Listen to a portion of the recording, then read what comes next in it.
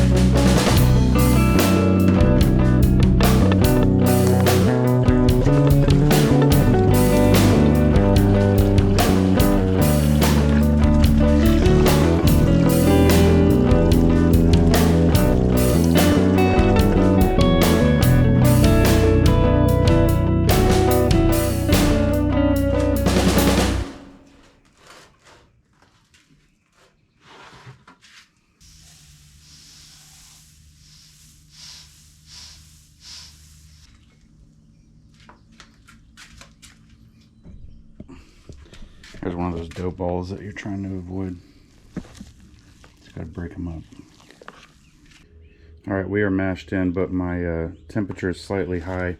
I'm at about 153, and I was shooting for like 148 to make it a nice light beer. So I'm going to add a little bit of cold water from that jug over there.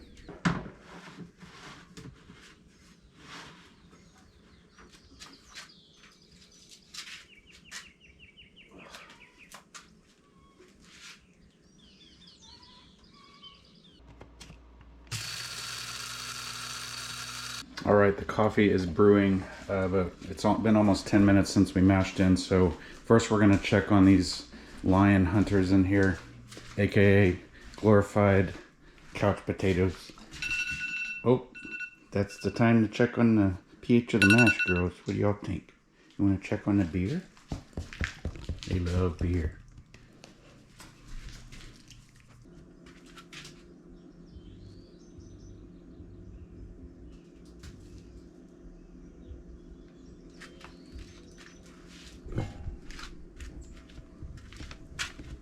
Straight into the ice water. Try to get a more accurate reading by cooling it down.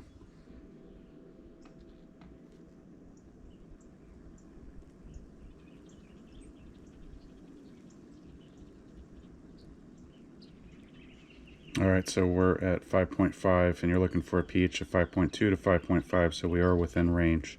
I could have added just a little more citric acid to bring it down some, but I'm happy with that. 100, 105, and then it's going to feel like the 80s by tomorrow morning. And then you got to check out these numbers. Unbelievable. The steamy heat's going to crank up here, feeling more like 110 to 120. So the National Weather Service has gone ahead. Did you hear that, Penny? And given us the heads up that you don't want to be clean the under heat alerts, fermenter. not today, I'll have to do but it tomorrow.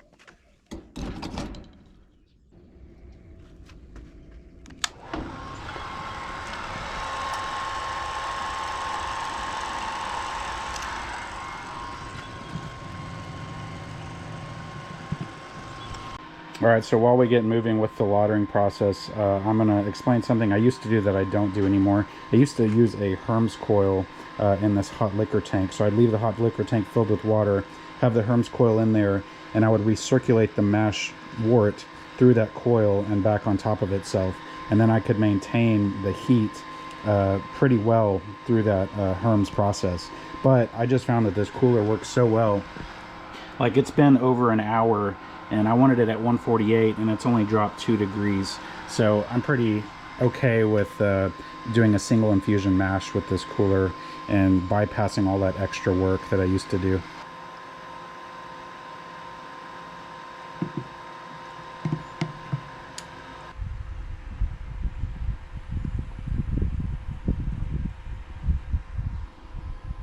Oh yeah, that's running real clear.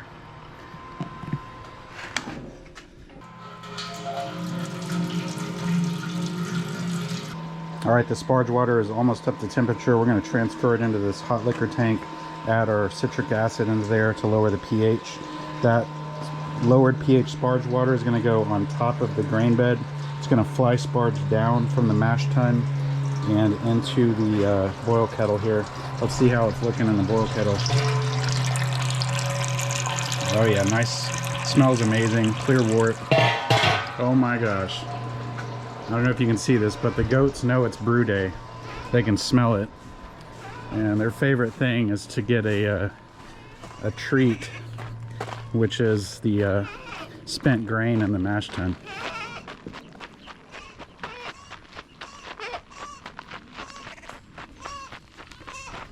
Are you guys ready for some beer grain? You want some mash? This is Cinnamon Donut Fluffy Butt. She was in the very first video. I think she's the only one left from the first video.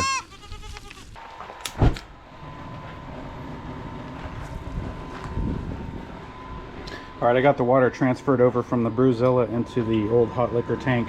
It didn't quite get to 170, which is my sparge temperature, but I'm just gonna bump it up real quick with the propane. The propane has a way higher heating rate. So once that's at 170, it's gonna transfer up into the top of the mash tun here. The grain bed, or sorry, the water level, sparge water level is now below the grain bed, and I'd like to keep about an inch above the grain bed. So I need to hurry up and get some water on it.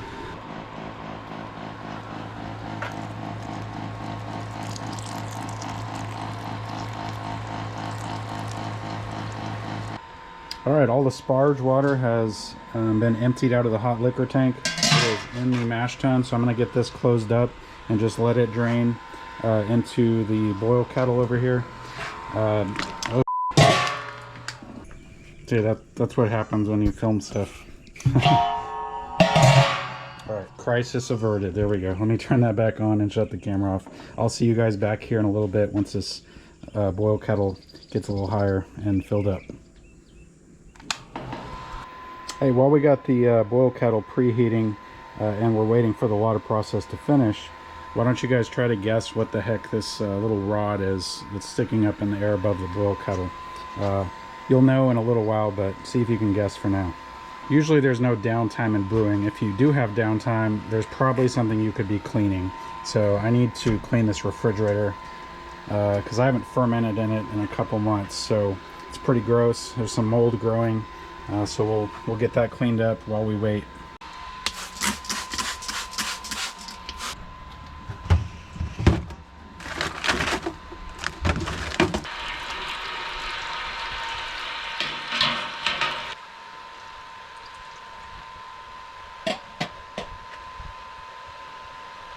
All right, we've checked our boil gravity here and we're on target for what we want.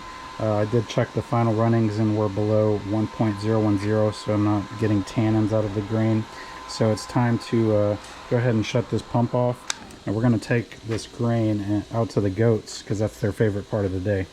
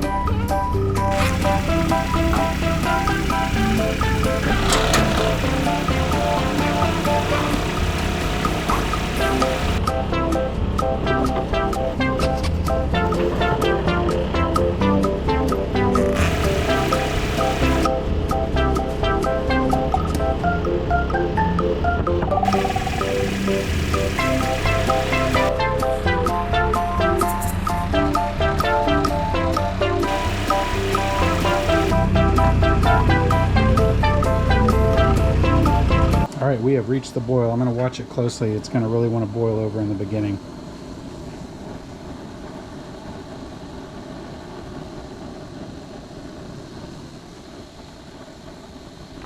Yeah, here we go.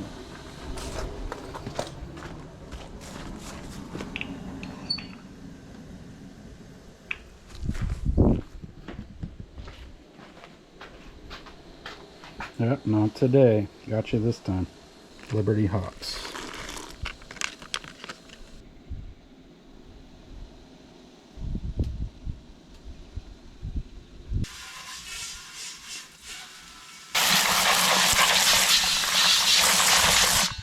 Alright, gonna sanitize the parts for the fermenter. Get them all put together.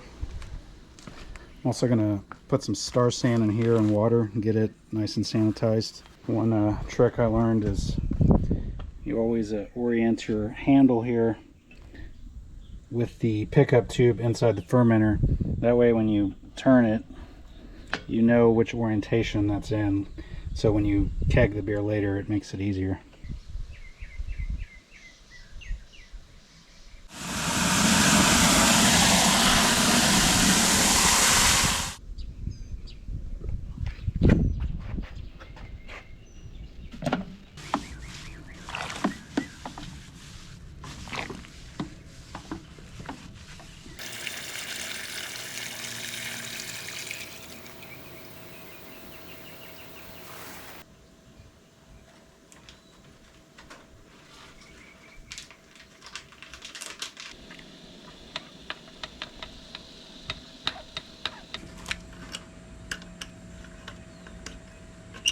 Alright, the boil is complete.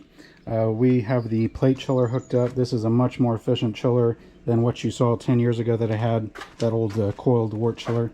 So the hot wort is going to run out of the boil kettle into this pump. It's going to go out of the pump into the wort in on the plate chiller. On the wort outside, of course, it's going to come back on the top of the boil kettle. On the water side, the red line is the input, the green hose is the output. So I'm going to capture that green hot water into my hot liquor tank, and I can use that for cleaning and save water that way. So pay attention to this rod up here. You're going to see in a second why that's there.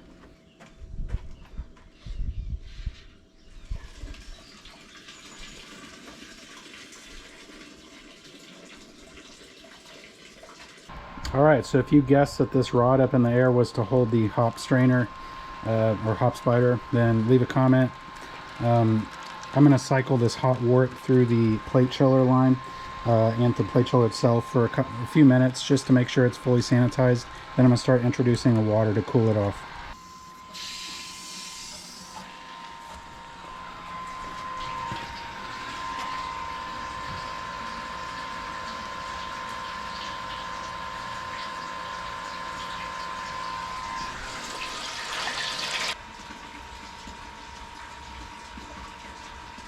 This is my new way of oxygenating a wort, so I don't use the drill and paddle anymore. I just let it splash around. Works pretty good. Alright, we got the fermenter clean and sanitized. It's ready to fill up with wort. We got almost a full hot liquor tank right here of hot water that we captured from the plate chiller that is exchanging heat with the wort. So the wort is now oxygenated. It's almost time to put it in the fermenter and start cleaning up. But we have one important thing to do that can be easy to forget, and that's take a gravity reading with the hydrometer.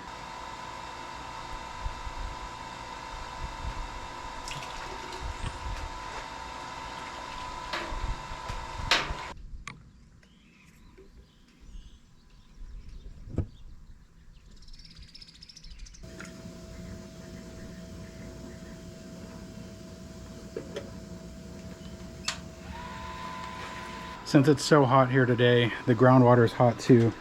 So it only got down to about 85 degrees through the plate chiller.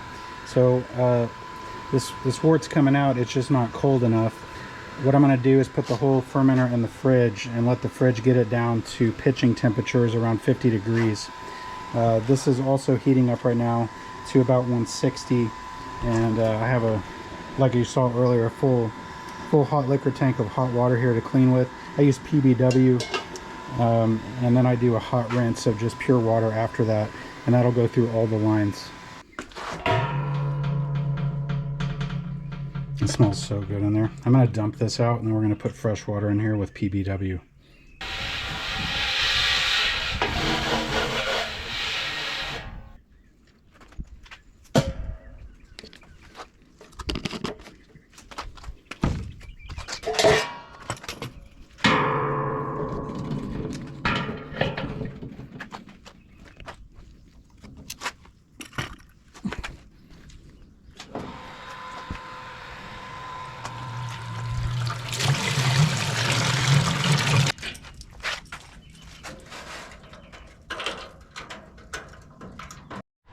Penny and Pearl, come here.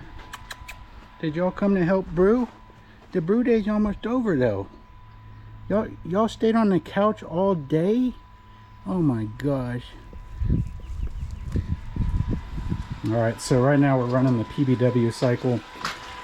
So I'll run this for about 5 minutes, maybe 10, depending on how dirty it is. But I got PBW with 160 degree water running out the bottom of the boil kettle into the pump, through the plate chiller, and then back on top of itself. Once that is complete, we'll fill this with some hot water and run the same cycle with just regular hot water. And then we'll let it air dry, and that's it.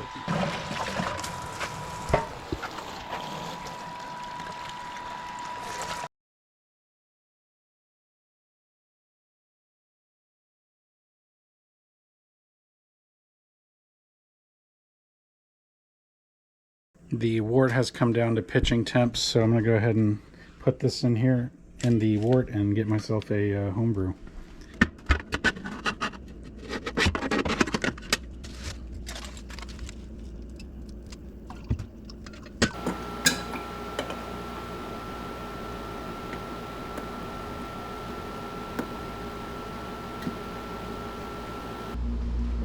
Cheers to a successful brew day.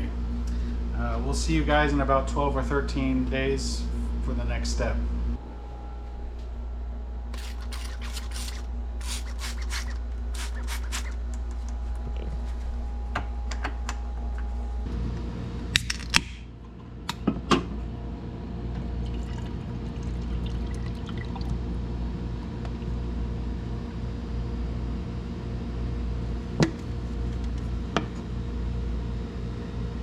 It's been 2 weeks since the brew day, so we're going to go ahead and cold crash the beer. Fermentation is complete, although my tilt hydrometer I have in there, the battery was dead.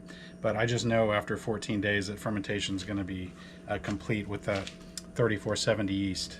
So we're going to go ahead and dump the yeast first. We're going to collect a sample of the beer to get the final gravity. And yeah, we're going to cold crush it. So I'm going to go ahead and unplug this. This is the temperature probe that holds the refrigerator at a constant temperature. So let me get that unplugged and the refrigerator will turn off.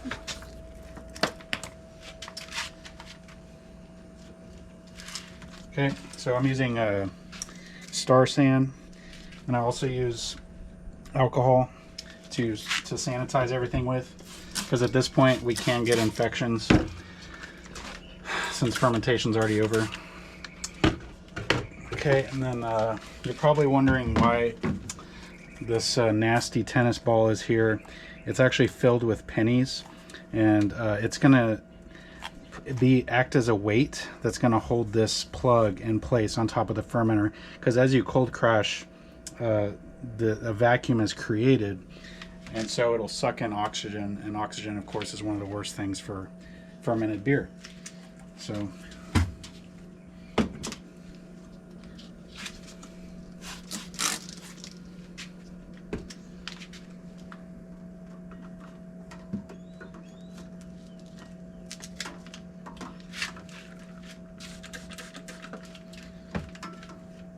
Alright, this CO2 tank right here is going to apply 1 psi of head pressure on top right here, so I'm going to go ahead and do that.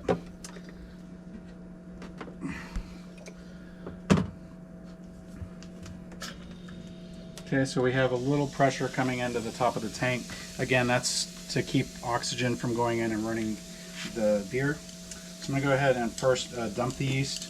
If I took a sample now, I'd just get a giant slug of yeast into this, and I don't want that. So let's see what happens here.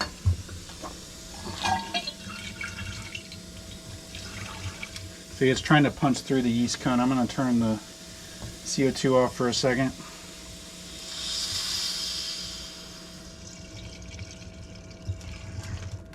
We're just trying to go until we get beer.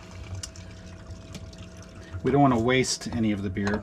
So I think I got most of the yeast out of the bottom of the cone. So I'm going to set that over here. Now turn the CO2 back on just as a precaution. Flush out the top.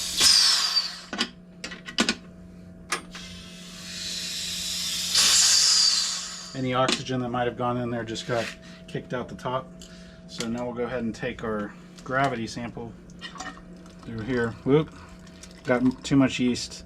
I'm going to dump that real quick. Do it again.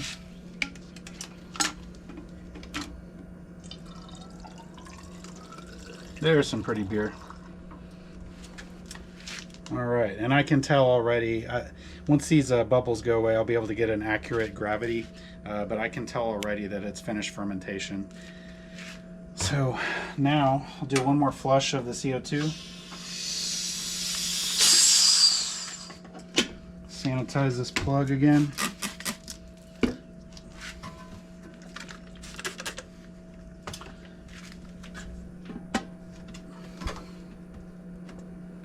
Okay, and now our ugly old tennis ball weight is going to sit on top.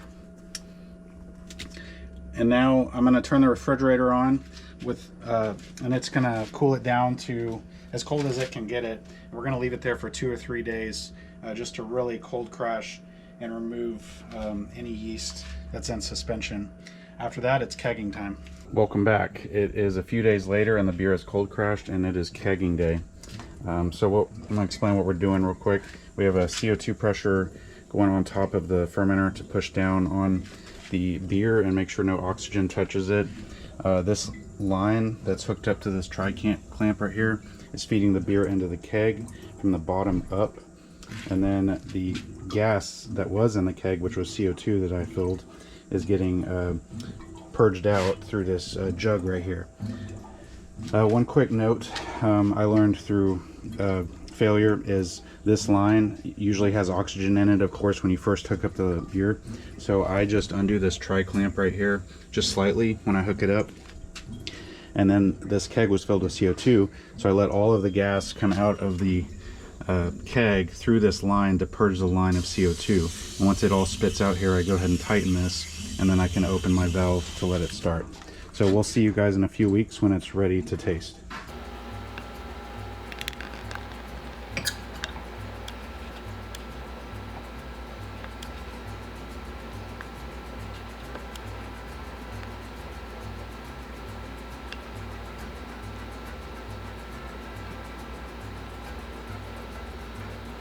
Cheers. It has now been 2 months since brew day, so we're gonna go ahead and try this. It did turn out pretty clear. We did add gelatin findings to it. There's some condensation on it already. It's August now in Texas, so it's really hot, and Mexican lager can hit the spot for that.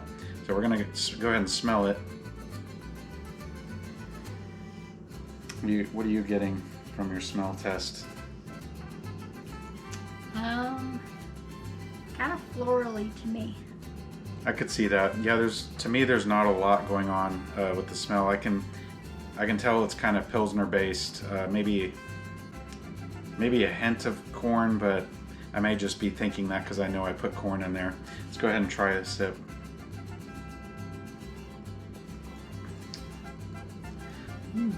What do you think?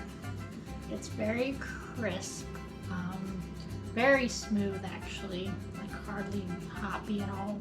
Yeah, I would say it's definitely a crushable lawnmower kind of beer. It's an easy one. Yeah, for sure. As expected, I mean, being a Mexican lager. I will say that even though it's crisp, I actually prefer rice as an adjunct instead of corn. but it is really good. We don't have a lime in there either right now, but once we add the lime, I mean, it'll probably be pretty hard to tell the difference between this or Dos Equis or something like that. But I think Dos Equis and Pacifico are a little bit more crisp, and I think their water profile is attributes to that. Whatever they're doing there is even more dry and crisp than this. But overall, I'm pretty happy with it. What do you think of it overall? I think it's great. Yeah. Yeah, so we're gonna get these down and probably pour some more. Appreciate you guys watching this video. I know it's a long one, but we just wanted to give a 10-year update. And I will say one more thing. The best overall thing I ever did to upgrade the brewery was actually pour a slab. So the concrete you saw at the little brewery we have is so much better than trying to brew in dirt and getting mud and stuff everywhere. So thank you again for watching. We appreciate you, and tune in next time. Cheers. Cheers.